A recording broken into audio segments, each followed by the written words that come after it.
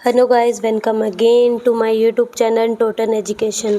सो guys, आज हम इस क्लास में लेके आए हैं क्लास 10th का चैप्टर नंबर 5 लाइफ प्रोसेस, जिसमें हम टॉपिक कवर करेंगे रेस्पिरेशन। हमने इससे पहले की वीडियोस में लाइफ प्रोसेस चैप्टर का introduction, digestive system and nutrition, ये तीनों टॉपिक्स देख लिए थे। आज हमारा नेक्स्ट टॉपिक है रेस्पिरेशन। सो स्टार्ट करते हैं। It is a metabolic process that involves the breakdown of food to release energy is known as respiration. Respiration क्या होता है? ये एक metabolic process है जिसमें जब फूड का ब्रेकडाउन होता है और उसके थ्रू हमें एनर्जी रिलीज होती है, उसे हम कहते हैं रेस्पिरेशन। सो ग्लूकोज ग्लूकोज क्या है? एक 6 कार्बन मॉलिक्यूल है। साइटोप्लाज्म में ग्लूकोज का ब्रेकडाउन होता है और वो क्या बनाता है? पायरूवेट। पायरूवेट क्या है? एक 3 कार्बन मॉलिक्यूल है। अब पायरूवेट जो है वो फर्दर ब्रेकडाउन होगा। अब हमें नहीं पता कि pyruvate in the presence of oxygen, in the absence of oxygen और in the presence of lack of oxygen वो किस फॉर्म में ब्रेकडाउन होगा और क्या कंपाउंड फॉर्म करेगा। तो जो पायरूवेट है, सबसे पहले हम देखते हैं in the absence of oxygen. Pyruvate जो है ऑक्सीजन की एब्सेंस में, जैसे कि ईस्ट में क्या होता है? ऑक्सीजन की एब्सेंस होती है, तो ईस्ट में पायरूवेट जो है वो ब्रेकडाउन होके क्या बनाएगा? Ethanol plus carbon dioxide plus energy. और इथेनॉल क्या है? एक 2 कार्बन मॉलिक्यूल है। देन पायरूवेट अगर लैक ऑफ ऑक्सीजन के साथ रिएक्ट करता है, लैक ऑफ ऑक्सीजन की प्रेजेंस में वो ब्रेकडाउन होगा। जैसे कि इन मसल्स सेल में क्या होता है कि लैक ऑफ ऑक्सीजन होता है, तो पायरूवेट ब्रेकडाउन होके क्या बनाएगा? Lactic acid plus energy. Lactic acid क्या है? एक 3 कार्बन मॉलिक्यूल है। Then pyruvate in the presence of oxygen in mitochondria, like mitochondria में ऑक्सीजन की प्रेजेंस होती है, तो ऑक्सीजन के प्रेजेंस में पायरूवेट ब्रेकडाउन होकर क्या बनाएगा? Carbon dioxide plus water plus energy. The breakdown of pyruvate into ethanol and carbon dioxide in absence of oxygen is known as fermentation. हमने देखा कि ब्रेकडाउन हुआ पायरूवेट का in the absence of oxygen, क्या form हुआ? Ethanol and carbon dioxide, तो इसे हम क्या कहते हैं? फर्मेंटेशन भी कह सकते हैं। Then as this process occurs in absence of oxygen is known as anaerobic respiration.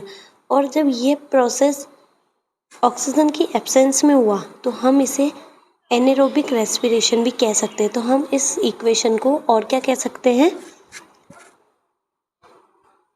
Anaerobic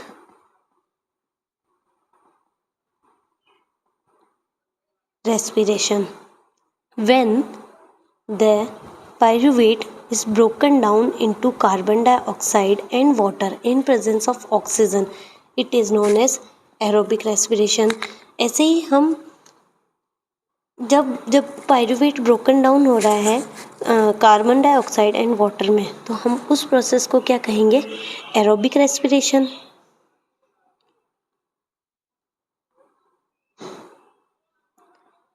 तो हम इन रिएक्शंस को और क्या कह सकते हैं? In the absence of oxygen में हम इसे कहेंगे anaerobic respiration, and in the presence of oxygen में हम कहेंगे इसे aerobic respiration. The energy released during this process is used up to synthesis the ATP. और इस प्रोसेस में जो एनर्जी रिलीज हो रही है वो क्या बनाती है? वो किस में हेल्पफुल होती है? एटीपी के सिंथेसिस में। इस और एटीपी क्या होता है? Adenosine triphosphate. Compare to animals के कंपैरिजन में plants use stomata to exchange carbon dioxide and oxygen. जो प्लांट्स होते हैं वो क्या यूज़ करते हैं? स्टोमेटा के थ्रू वो कार्बन डाइऑक्साइड एंड ऑक्सीजन का एक्सचेंज करते हैं। This exchange occur through diffusion. और ये एक्सचेंज किसके थ्रू होता है? डिफ्यूज़न प्रोसेस के थ्रू। सो अब हमारा नेक्स्ट टॉपिक है रेस्पिरेशन इन ह्यूमन बींग्स। हमने प्लांट्स के बारे में देखने कि प्लांट्स का कैसे होता है रेस्पिरेशन। हमने देखा कि ग्लूकोज मॉलिक्यूल जो है वो साइटोप्लाज्म में जो 6 कार्बन मॉलिक्यूल ग्लूकोज है वो ब्रेक डाउन होकर पायरूवेट में टूटता है। पायरूवेट एक 3 कार्बन कंपाउंड है। वो pyruvate in the absence of oxygen के ethanol CO2 and energy release करता है, जिसे हम एनेरोबिक रेस्पिरेशन भी कह सकते हैं और इसे हम फर्मेंटेशन भी कह सकते हैं। देन यही pyruvate lack of oxygen in muscle cell में जब नैक ऑफ ऑक्सीजन होता है तब वो pyruvate lactic acid plus energy में ब्रेक डाउन होगा, और लैक्टिक एसिड भी एक 3 कार्बन कंपाउंड है। एंड यही पायरूवेट जब in the presence of oxygen में ब्रेक डाउन होगा इन माइटोकॉन्ड्रिया तो CO2 water and energy release होगी, जिसे हम एरोबिक रेस्पिरेशन भी कह सकते हैं। तो अब हम देखेंगे कि ह्यूमन बींग्स में कैसे रेस्पिरेशन होता है। Human respiratory system starts with the nostrils, nasal cavity, pharynx, trachea, bronchioles, and then lungs. In the lungs, alveoli are present, where exchange between oxygen and carbon dioxide takes place. So human beings में जो respiratory system है उसका एक pathway होता है, तो उसी pathway को हम फ्लो चार्ट में देख लेते हैं। Oxygen rich air from environment, हमने ऑक्सीजन को इनहेल किया एनवायरनमेंट से, वो नेसन कैविटी के थ्रू फेरिंग्स से पास आउट होती हुई trachea, bronchi, bronchioles and then alveoli तक आ गई। एल्वियोलाई एक बलून लाइक स्ट्रक्चर होता है जहाँ पर ब्लड वेसल्स के थ्रू ऑक्सीजन और कार्बन डाइऑक्साइड का एक्सचेंज होता है। देन एल्वियोलाई में oxygen and carbon dioxide exchange at alveoli. अब जो कार्बन डाइऑक्साइड है वो एक्सहेल होगी, वो कैसे होगी, वो bronchioles, bronchi, trachea, pharynx and nasal cavity के through nasal cavity and nostrils के थ्रू एक्सहेल हो जाएगी carbon dioxide rich air to the environment. Then flow chart complete होने के बाद humans have respiratory pigment known as haemoglobin to carry the oxygen to different parts of the body and to remove carbon dioxide from the body. Humans के पास एक respiratory pigment होता है जिसे हम क्या कहते हैं, हीमोग्लोबिन। और हीमोग्लोबिन जो है वो ऑक्सीजन को बॉडी के हर एक ऑर्गन, हर एक पार्ट्स तक ऑक्सीजन को सप्लाई करने में और कार्बन डाइऑक्साइड का रिमूव करने में हेल्प करता है। Compare to oxygen, carbon dioxide is more soluble in water. Oxygen के कंपैरिजन में जो कार्बन डाइऑक्साइड है वो मोर सॉल्युबल है वाटर में, so it is usually transported in dissolved form. इसीलिए ये यूजुअली ट्रांसपोर्ट हो सकता है डिसॉल्व्ड फॉर्म में। सो हमारा जो शॉर्ट नोट है रेस्पिरेटरी सिस्टम का ये कवर्ड हो गया है। अब हम एक बार रेस्पिरेटरी सिस्टम की एनसीईआरटी देख लेते हैं। रेस्पिरेशन, एनसीईआरटी में रेस्पिरेशन में हमें सबसे पहले एक्टिविटीज़ दी है। इन एक्टिविटीज़ को हम पूरी एनसीईआरटी की 9/9 रीडिंग करने के बाद इन्हें सॉल्व करेंगे। We have discuss nutrition in organism in the last session. The food material taken in during the process of nutrition is used in cells to provide energy for various life processes. Diverse organisms do this in different ways. Some use oxygen to break down glucose completely into carbon dioxide and water. Some use other pathway that do not involve oxygen. In all cases, the first step is the breakdown of glucose as a carbon molecule into a 3 carbon molecule called pyruvate. This process takes place in the cytoplasm. Further, the pyruvate may be converted into ethanol and carbon dioxide. This process takes place in yeast during fermentation. Since this process takes place in the absence of air, oxygen, it is called anaerobic respiration. Breakdown of pyruvate using oxygen takes place in the mitochondria. This process breaks up the 3 carbon pyruvate molecule to give 3 molecule of carbon dioxide. The other product is water. Since this process takes place in the presence of air, it is called aerobic respiration. The release of energy in this aerobic process is not greater than in anaerobic process. Sometimes when there is a lack of oxygen in our muscles and another pathway for the breakdown of pyruvate is taken. Here the pyruvate is converted into lactic acid, which is also a 3 carbon molecule. This build up of lactic acid in our muscles during sudden activity causes cramps. So guys ये जो हमने पूरा paragraph पढ़ा ये पूरा इस flow chart के ऊपर डिपेंड है।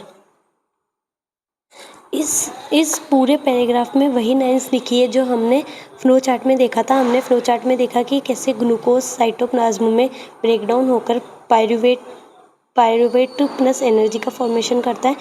यही pyruvate in the absence of oxygen में इथेनॉल, कार्बन डाइऑक्साइड और एनर्जी रिलीज करता है, जिसे हम एनेरोबिक रेस्पिरेशन भी कह सकते हैं और इसे हम फर्मेंटेशन भी कह सकते हैं।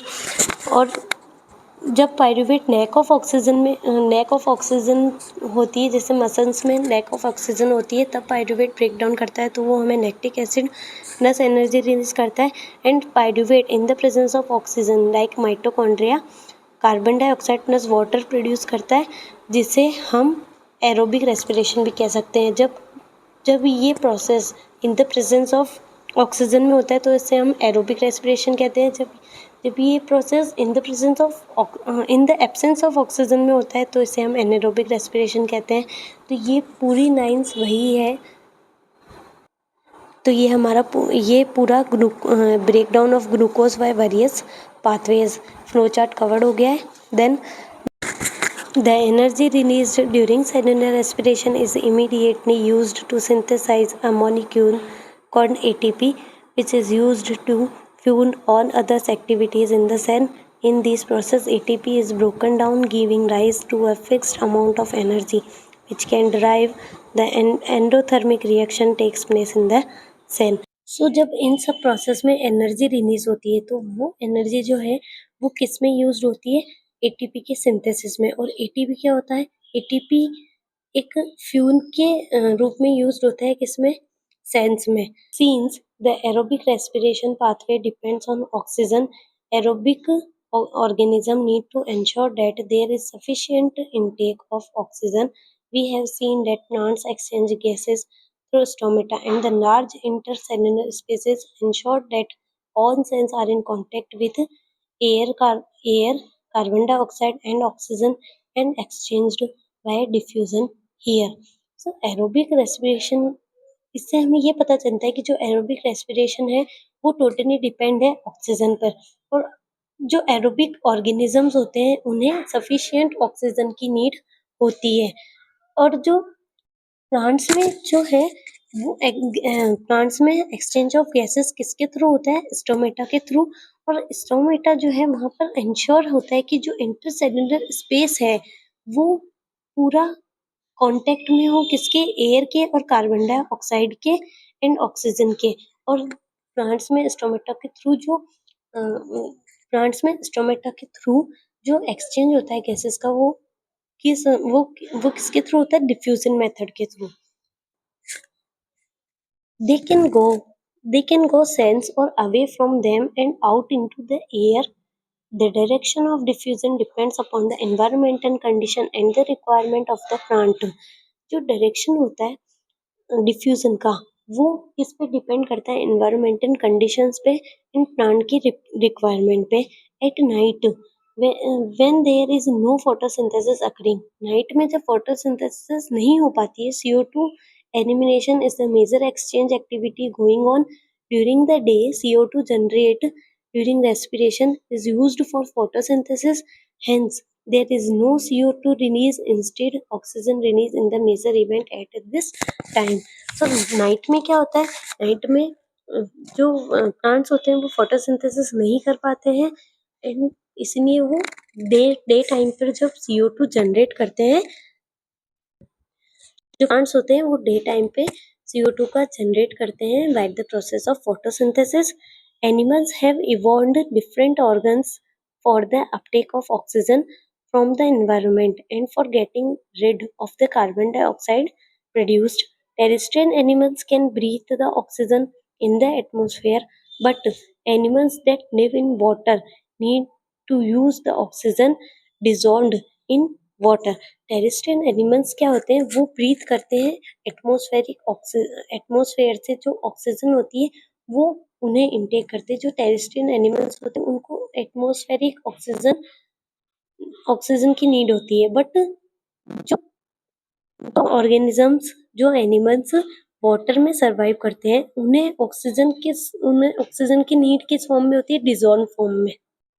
Since the amount of dissolved oxygen is fairly low compared to the amount of oxygen in the air, जो अमाउंट है डिजॉल्व ऑक्सीजन की वो नो है in comparison to amount of oxygen in air. Amount of oxygen का जो amount है air में वो ज़्यादा है डिसॉल्व फॉर्म के कंपैरिजन में।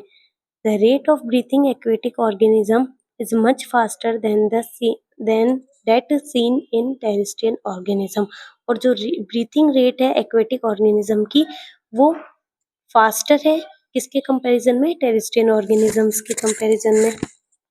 Fishes take in water through their mouth and force it past the gills where the dissolved oxygen is taken up by the blood।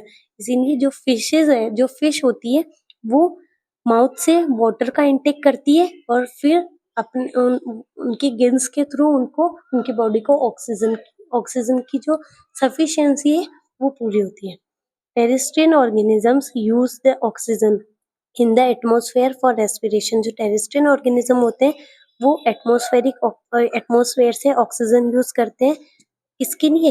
Respiration के लिए। This oxygen is absorbed by different organs in different animals. और ये oxygen जो है वो absorbed होती है different animal में डिफरेंट ऑर्गन्स के थ्रू ये ऑक्सीजन एब्जॉर्ब होती है। All these organs have a structure that increases the surface area which is in contact with the oxygen rich atmosphere। और हर हर एक ऑर्गेनिज्म में जब उनके पास ऑक्सीजन जब वो ऑक्सीजन के कांटेक्ट में आते हैं तो उनका जो सरफेस एरिया होता है वो इंक्रीज हो जाता है since the exchange of oxygen and carbon dioxide has take across this surface is very fine and delicate. ये जो सरफेस होती है वो बहुत फाइन और डेलिकेट होती है ताकि उसके through exchange of oxygen and carbon dioxide fast नहीं हो पाए। In order to protect this surface, it is usually placed within the body, so there have to be passage that will take air to this area. In addition, there is a mechanism for moving the air in and out of this area where the oxygen is absorbed। सो ये जो mechanism है air का इन and out का जो mechanism है air का उसी के थ्रू हम ऑक्सीजन को एब्जॉर्ब करते हैं। In human beings air is taken into the body through the nostrils. Human beings में एयर कहाँ से लेते हैं ह्यूमन बीइंग्स? नॉस्ट्रिल से।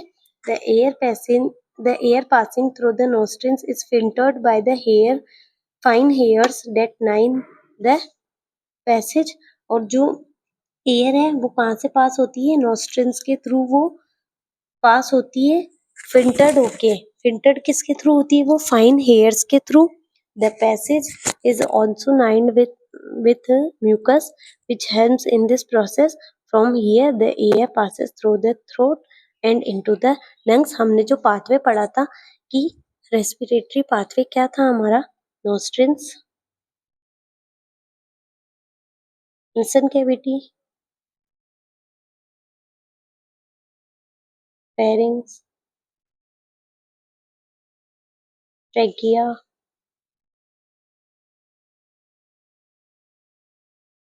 Bronchi, bronchioles, then alveoli. ये जो हमारा पाथवे है एयर का, ये जो हमारा रेस्पिरेशन का पाथवे है, बस ये यही बताना चाह रहे हैं कि जो एयर है वो किस पाथवे के थ्रू पास आउट होती है? From there, from here, the air passes through the throat and into the lungs। और इसी के थ्रू वो lungs तक पहुंच जाती है। Rings of cartilage are present in the throat। जो ट्रेकिया होता है उस ट्रेकिया में क्या होता है? रिंग्स बनी होती है, कार्टिलेजिनस रिंग्स बनी होती है। These ensure that the air passes does not collapse। तो ये हमारे ह्यूमन रेस्पिरेटरी सिस्टम का डायग्राम है। ये हमारे nostrils, pharynx, mouth cavity, pharynx, लैरिंग्स, trachea. ये ट्रैकिया एक रिंग नेक स्ट्रक्चर है, रिंग्स ऑफ कार्टिलेज। ये हमारे लंग्स है, ribs, bronchi, bronchioles and alveoli. और ये हमारा diaphragm. Within the lungs The passage divides into smaller and smaller tubes which finally terminate in a balloon-like structure which are called alveoli. ये जो हमारा passage है वो स्मॉलर एंड स्मॉलर ट्यूब्स में break down होता जाता है और फाइनली कहाँ जाके फिनिश होता है एल्वियोलाई पे, जो कि क्या है एक बलून लाइक स्ट्रक्चर है। The alveoli provide a surface where the exchange of gases can take place. Alveoli क्या है, वो एक ऐसी सरफेस है जहाँ पर एक्सचेंज ऑफ गैसेस होता है, गैसेस का एक्सचेंज होता है। The walls of alveoli contain an extensive network of blood vessels। और जो alveoli की walls होती है वहाँ पर एक नेटवर्क होता है, ब्लड वेसल्स का नेटवर्क बना हुआ होता है। As we have seen in earlier years, when we breathe in, we lift our ribs and flatten our diaphragm, and the chest cavity becomes larger as a result। हमने इससे पहले की classes में भी देखा है कि जब भी हम इनहेल करते हैं तो क्या होता है, हमारा जो डायफ्राम है वो फ्लैटन हो जाता है और जो चेस्ट कैविटी है वो लार्ज हो जाती है, उनका सरफेस एरिया इंक्रीज हो जाता है। Because of this air is sucked into the lungs, क्योंकि उस समय हम क्या करते हैं, एयर को सक करते हैं और वो कहाँ तक पहुंच जाती है, लंग्स में, एंड फिल्स द एक्सपांड एल्वियोलाई, और जो एल्वियोलाई होती है वो एक्सपांड हो जाती है।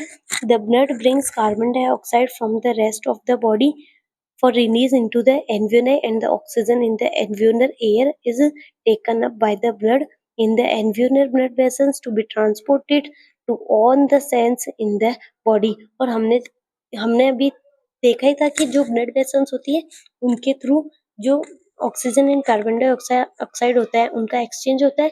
तो एल्वियोलाई की वॉल्स के ऊपर जो नेटवर्क बना होता है ब्लड वेसल्स का, उसके थ्रू जो ऑक्सीजन होती है वो बॉडी के पूरे हर एक ऑर्गन तक, सारे पार्ट्स में ऑक्सीजन सप्लाई हो जाता है। और जो कार्बन डाइऑक्साइड हो जाता है, जो कार्बन डाइऑक्साइड होता है वो एक्सेल होता है। During the breathing cycle, when air is taken in and let out, the lungs always contain a residual volume of air so that there is sufficient time for oxygen to be absorbed or the carbon dioxide to be released।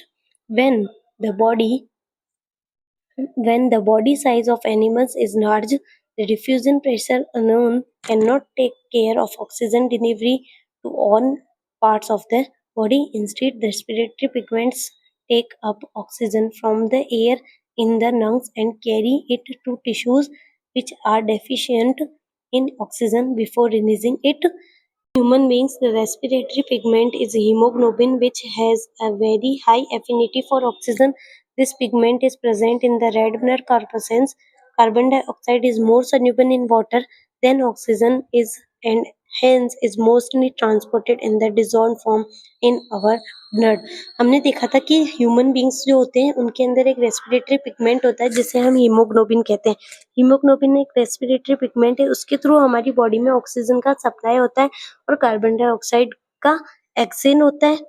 तो जो haemoglobin है वो हमारी पूरी body में oxygen supply का काम करता है, एंड जो कार्बन डाइऑक्साइड है वो मोर सोल्यूबल है वाटर में ऑक्सीजन के कंपैरिजन में, इसीलिए मोस्टली जो hence is mostly transported in the dissolve form in our blood, इसीलिए ये मोस्टली डिसॉल्व फॉर्म में ट्रांसपोर्ट होता है हमारे ब्लड में।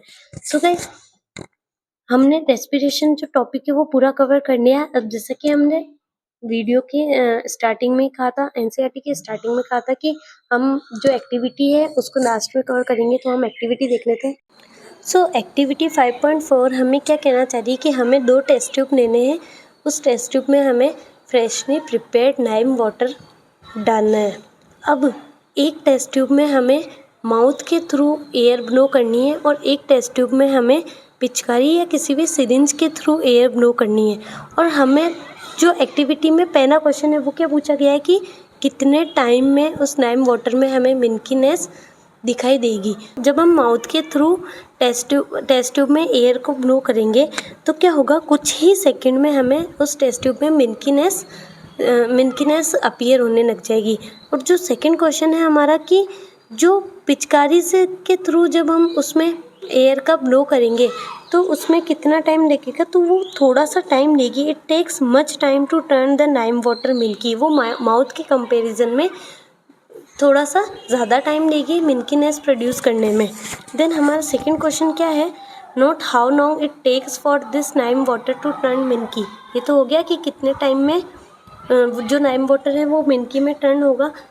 What does this tell us about the amount of carbon dioxide in the air that we breathe out? It shows CO2 amount more when breathe out air. जो हम जो mouth के through जो air को blow करेंगे उसके अंदर carbon dioxide ज़्यादा होगी इन कंपैरिजन टू पिचकारी, क्योंकि जो एटमॉस्फेरिक एयर का अमाउंट होता है, एटमॉस्फेरिक अमाउंट 0.04% एंड जो हम माउथ के थ्रू जो एयर ब्लो करेंगे उसमें कितना अमाउंट होता है, अबाउट 4.4%। सो एक्टिविटी 5.4 कंप्लीट करने के बाद हम देख लेते हैं एक्टिविटी 5.5। एक्टिविटी 5.5 क्या कह रही है? टेक सम फ्रूट जूस और शुगर सोल्यूशन। हमें थोड़ा सा फ्रूट जूस लेना है या हम शुगर सोल्यूशन भी ले सकते हैं and add some yeast to this, और उस शुगर सोल्यूशन में हमें ईस्ट ऐड करना है। Take this mixture in a test tube fitted with a 1 holed cork. उस टेस्ट ट्यूब को हमें 1 होल्डेड कॉर्क से फिट कर लेना है। Fit the cork with a bent glass tube. Dip the free end of the glass tube into a test tube containing freshly prepared lime water. और जो उसका फ्री एंड टेस्ट ट्यूब का उधर की साइड से हमें उसको फ्रेशली प्रिपेयर्ड नाइम वाटर में डिप करना है। What changes is observed in the lime water? हमें नाइम वाटर में क्या चेंज ऑब्जर्व होगा और वो कितना टाइम लेगा चेंज होने में, and how long does it take for this change to occur? What does this tell us about the product of fermentation? और हम प्रोडक्ट ऑफ फर्मेंटेशन में क्या कह सकते हैं? तो इसका आंसर क्या होगा? Air come from tube have CO2। जो एयर आई ट्यूब के अंदर,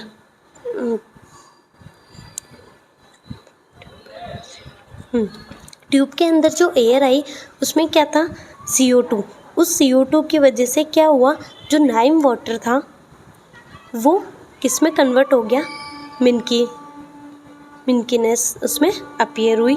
एंड जो फर्मेंटेशन का प्रोडक्ट है उसमें क्या होगा कि जो ग्लूकोज है वो ईस्ट की इन द ग्लूकोज ईस्ट की प्रेजेंस में, इन द एब्सेंस ऑफ O2 में ethanol plus CO2 plus energy release करेगा। देन एक्टिविटी 5.5 कंप्लीट होने के बाद हम चलते हैं एक्टिविटी 5.6 पर। एक्टिविटी 5.6 हमें क्या कह रही है? Observe fish in an aquarium. हमें एक्वेरियम में फ़िश को ऑब्जर्व करना है। They open and close their mouth and the गिन्स स्लिट्स।